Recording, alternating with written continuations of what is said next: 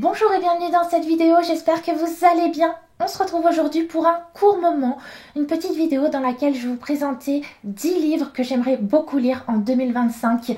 10 livres qui sont dans ma pile à lire, pour certains ils y sont depuis un bon bout de temps, ils prennent la poussière et ça va pas du tout. D'autant que ces livres, moi j'ai trop envie de les lire. Mais le truc c'est que j'ai souvent tendance à privilégier mes services de presse en fait quand je dois choisir mes nouvelles lectures. Ce que je trouve un petit peu normal d'un côté. Mais du coup, dans ma pile à lire, il y a toujours ces livres-là qui me tentent énormément, que je n'ai toujours pas lus. Et là, en 2025, il est temps que je les sorte de là, que je les découvre enfin.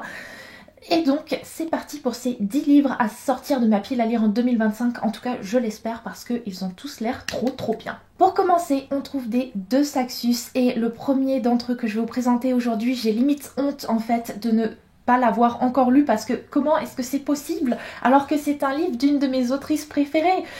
Il s'agit du tome 3 de Crescent City de Sarah J. Maas. Oui, je l'ai toujours pas lu alors qu'il est sorti l'année dernière, le jour de mon anniversaire. Je m'en souviens très bien.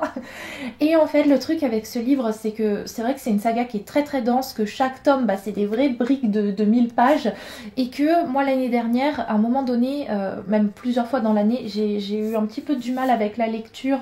J'avais du mal à me plonger dans des gros romans. Et du coup, celui-là, il m'a fait un petit peu peur. C'est vrai. Mais clairement, c'est une saga que j'aime beaucoup, Crescent City, et notamment le tome 2, il y avait tellement des révélations assez folles et des rebondissements, et puis la fin, qui donne trop envie de lire ce tome 3. Donc clairement, j'ai envie de me replonger dans cet univers, de découvrir la suite et découvrir ce qui s'y passe dans ce tome 3, qui est donc Maison de la Flamme et de l'Ombre. Ouais. Non, franchement, là, pas d'excuses. En 2025, il faut que je lise le tome 3 de Crescent City. J'ai aussi énormément envie de me plonger dans le roman Divine Rivalité de Rebecca Ross, un roman dont je n'ai vu que des éloges. Honnêtement, je crois pas avoir vu une personne dire qu'elle n'avait pas aimé ce livre, donc forcément ça me donne très envie. Puis moi déjà de base, le livre me faisait très envie. Donc bon, il est temps que je m'y mette, d'autant plus que le deuxième tome de cette duologie est sorti, donc si j'aime ce premier tome, je peux direct enchaîner avec la suite et fin, et ça, c'est trop bien. Mais pour ça, il faut vraiment que je m'y mette, et franchement, il a l'air pas très long quand même ce livre-ci, donc ouais, vous avez vu ce beau jaspage. Donc honnêtement, raison de plus pour vraiment m'y mettre cette année, parce que bon, tout le monde l'a lu, tout le monde l'a adoré et pas moi, donc il est temps que je rejoigne le groupe.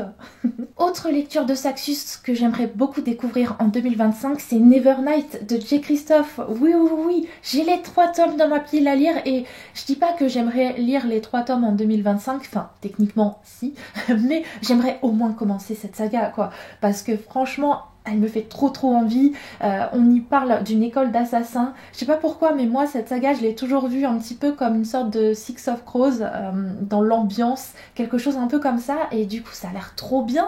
Et ça se trouve, c'est pas ça du tout. Mais en tout cas, ça a l'air un peu sombre comme ça, avec des gens qui sont des assassins. Je sais pas, ça me parle bien. Donc franchement, j'aimerais vraiment pouvoir enfin débuter cette saga, voir ce qui s'y cache, découvrir la plume de J. Christophe, parce que j'ai vraiment plusieurs de ces livres dans ma pile à lire, et je connais toujours pas la plume du monsieur, donc ça ne va pas du tout. Univers complètement différent, maison d'édition complètement différente. J'aimerais beaucoup lire cette année Sous les étoiles de Bloomstone Manor par Marie Orchard, publié chez Casterman.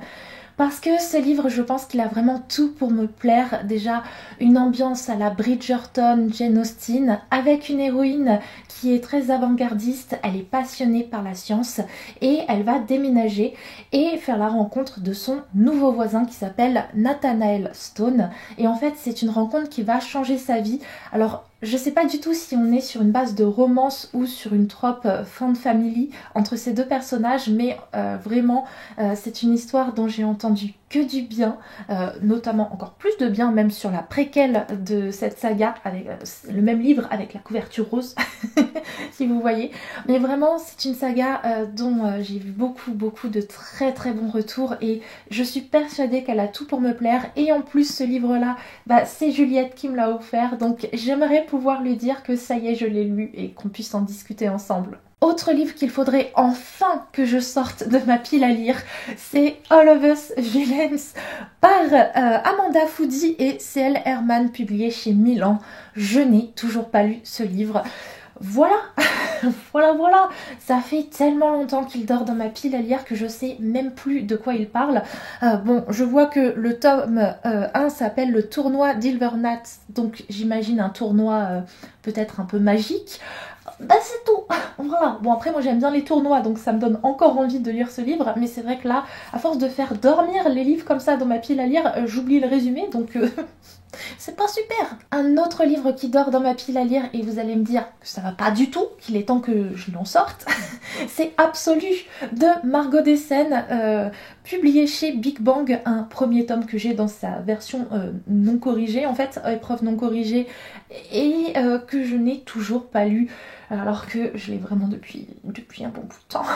Là encore, Absolu, pourquoi est-ce que je l'ai pas lu? Parce que en fait c'est de la dystopie et que j'attends d'être vraiment dans un bon mood, parce que la dystopie, j'en ai énormément lu pendant les années où c'était hyper à la mode, où on trouvait que ça en librairie, et j'ai adoré ça à cette époque-là. Et aujourd'hui, est-ce que j'ai encore envie de lire de la dystopie? Oui, mais j'en ai tellement lu que j'ai peur qu'il y ait un peu ce truc un peu redondant, comme à l'époque où au final on avait un peu l'impression, à force de lire tout le temps la même chose. Bon, Absolu, franchement ça a l'air incroyable, mais c'est vrai que j'ai toujours un petit peu cette crainte en moi, et il est temps que j'aille au-delà, parce que vraiment je vois tellement de bons retours là encore sur cette saga, qui a eu le temps de devoir sortir 3 tomes alors que moi j'ai toujours pas lu le premier. Mais ouais, non, il va vraiment falloir que je m'y mette là. On passe à la romantasy, bah oui, forcément. Et s'il y a bien un livre que j'ai très envie de lire en 2025, et il y a intérêt que je le lise, parce que sinon je serais très en colère avec moi-même. Non, en fait, j'imagine même pas un monde où je ne lis pas ce livre en 2025. C'est Iron Flame, donc la suite du roman Fourth Wing par Rebecca Yarros. J'ai adoré cet univers avec ces dragons, univers très dangereux, notre héroïne Violet qui fait de son mieux pour se dépatouiller là-dedans, qui apprend chaque jour à devenir de plus en plus forte, et puis Xaden, son love interest. Ah, Xaden. Non, franchement, j'ai trop envie de retrouver tout ce petit monde, les dragons, les humains, enfin le tout, de retrouver tout ça pour une suite. Apparemment, ce tome 2 est bien plus lent en fait que le premier tome, mais franchement, vu que j'ai beaucoup aimé l'univers dans le premier tome, je crois que ça va pas me déranger plus que ça. Donc trop hâte de continuer Fourth Wing. D'ailleurs, relire Fourth Wing et continuer avec Iron Flame, c'est ça le plan. J'ai aussi pour objectif de lire Burning Crows par Catherine Doyle et Catherine Weber, publié chez Bayard. Donc la suite et fin de la saga Twin Crowns, oui, un 3e tome dans lequel j'aimerais beaucoup me plonger, parce que vous savez à quel point j'aime cette saga, que ce soit pour le tome 1, pour le tome 2, à chaque fois ça m'a régalé. Donc là j'aimerais bien avoir le fin mot de cette histoire, d'autant que le tome 2 amène de jolies choses pour ce tome 3, en tout cas des choses qui ont l'air assez intéressantes, et j'ai envie de voir comment le tout va se découler, enfin voilà. Autre livre dans lequel j'aimerais me plonger, c'est Le Roi déchu de L.J. Andrews, publié chez Corrigan.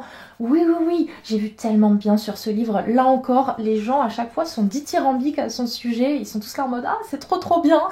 Donc ouais. Il est temps que je le sorte de ma pile à lire. On est ici sur de la romantasy pirate, et comment vous résumer ce livre? Eh bien sachez que moi, si j'ai demandé ce livre à la maison d'édition, c'est tout simplement parce que il y avait une phrase d'accroche qui a fait battre mon cœur, et je me suis dit ouh là là. Et cette fameuse phrase, on la trouve au dos du livre, c'est « Ils lui ont volé sa couronne, alors il a volé leur fille ». Je trouve ça incroyable. Voilà, c'est tout. Et puis, 10e livre que j'aimerais beaucoup découvrir en 2025, c'est Les Braises de la guerre, le premier tome de la saga La guerre des cœurs égarés par Carissa Broadbent, publié chez Bookmark. Donc la même autrice qui a écrit la saga dont le premier tome est Le serpent et le descendant de la nuit. si vous voyez ce que je veux dire. Un roman qui m'a un peu plu en 2024, enfin pas qu'un peu. Et donc elle a également une autre saga, celle-ci, avec ce premier tome qui me fait très très envie. Là encore une saga qui a l'air incroyable, et puis c'est vrai que vu comment la plume de l'autrice m'a emportée avec Le Serpent et le Descendant de la Nuit, j'ai hâte de la retrouver sur un registre différent. Enfin, on est toujours sur de la romantécie, mais avec une histoire un petit peu différente. Donc voilà, cette fois-ci je crois qu'il n'y a pas de vampire ici. Voilà, comme ça vous connaissez les 10 livres que j'aimerais sortir de ma pile à lire en 2025. J'espère vraiment réussir à en lire un maximum parce qu'ils me font tous très envie. N'hésitez pas à me dire dans les commentaires quels sont ceux que vous me conseillez le plus, parce que je sais que pour certains ça fait longtemps qu'ils sont sortis, donc vous les avez sûrement vous déjà lus. Sur ce, je vous laisse là, je vous remercie d'avoir regardé cette petite vidéo et je vous retrouve tout bientôt et très vite pour une autre vidéo.